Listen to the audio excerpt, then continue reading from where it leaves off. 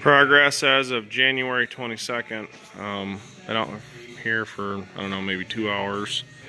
I haven't recorded anything for a little while.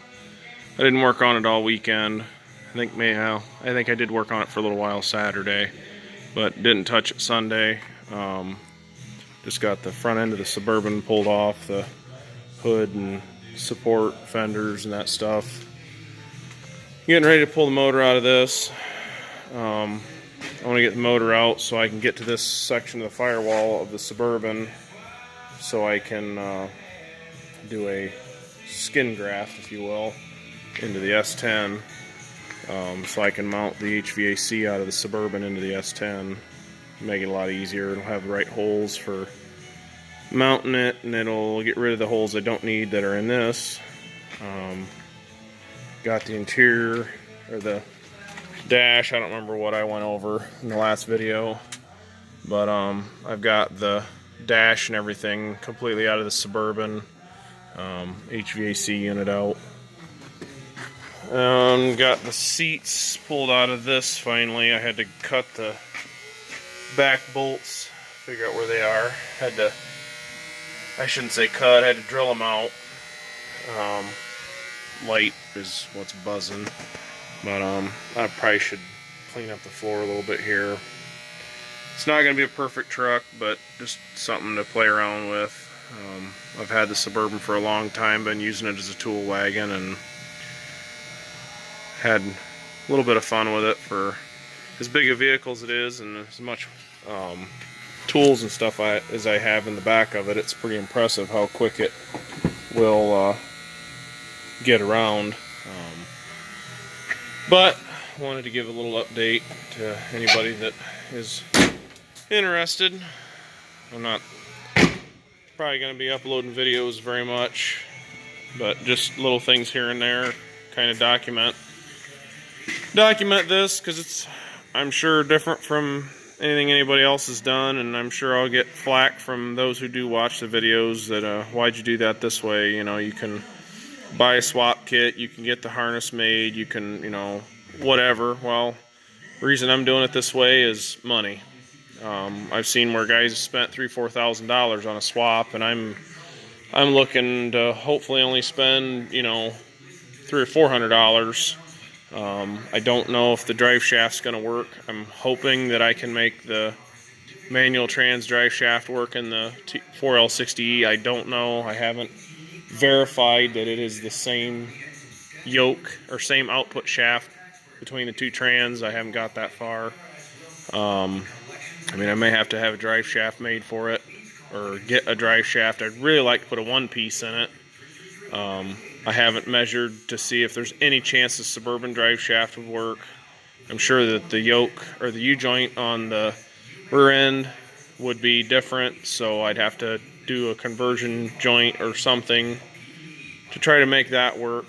But anyways, this is where I'm at. I'm quitting for the night, go home and relax. Got to go to work in the morning. But tomorrow night, come back out and see if I can't get the engine and trans yanked out of this. Shouldn't take very long. Pretty much everything's unhooked. It's a few more wire connections than that, and I got to pull the drive shaft, yank the exhaust off of it, unbolt the mounts, and fuel lines disconnected. A few little things like that, and get this thing yanked out of here and get to where I can get to that firewall. That's the biggest thing right now, is I want to get that firewall yanked off this thing so I can see what I got to do to make it fit the S10. I'm sure there's plenty of other ways to do this, but like I said, I already own the Suburban. I've had it for 2-3 years, something like that. Bought it as a parts truck, and like I said, I think one of my other videos, I had originally intended on driving it, but these aren't the wheels that were on it. These are the tires that were on it, but I took the wheels off, put them on a different truck that I sold. I have plans on using the interior in another vehicle. It's got really nice leather seats in it that aren't all ripped up. Like I said, this thing has only got 153,000 miles on it, but it is full of stuff. I've got all my construction tools in it and stuff for my house, because I'm doing a project on my house too. Like, I need more projects, but such is life. But for those that care, kind of can't really see. I don't have my flash turned on, but kind of give you can't even see it. Just trying to give you a little bit of an idea what the frame looks like on this, but really can't see without a flashlight. I don't have, my phone is my flashlight, and that's what I'm recording with. I mean, some might think the frame's decent, but I mean, you can see the brake lines. That's about how the frame looks. Granted, I haven't blown the front brake lines. The rears aren't even hooked up because I got it with a bad rear end in it. I think I give $1,300 for this. Guy wanted, I think, $1,800 for it, and I got him down to $1,300 on it. Like I said, I've had it 2-3 years now. I ended up finding a rear end. I was told that I hunted around a little bit, found some rear ends, and guys are wanting $300 for them, and you can't. I was told you cannot buy anything for less than $300 for one of these rear ends, and I take stuff like that like a challenge, and I ended up finding a guy down by Norwalk, which is about a 2-hour drive from here. Loaded into the bed of my truck out of a Yukon XL 2005, or no, it wasn't a Yukon, it was a Suburban Z71, because it had the Z71 pack, and they didn't have them on the Yukons. 373 with the factory locker in it. $100 loaded into the bed of my truck. Because when I got it, the rear end was junk. Ring and pinion were toast in it. It is a 2-wheel drive truck, but that's extremely common with these for the rear ends to blow. So, like I said, give $1,300 for it. I put a $100 rear end in it, and I've used it as a tool truck back and forth between my mom and dad's farm and my house, where I'm working on remodeling the interior and exterior of my house.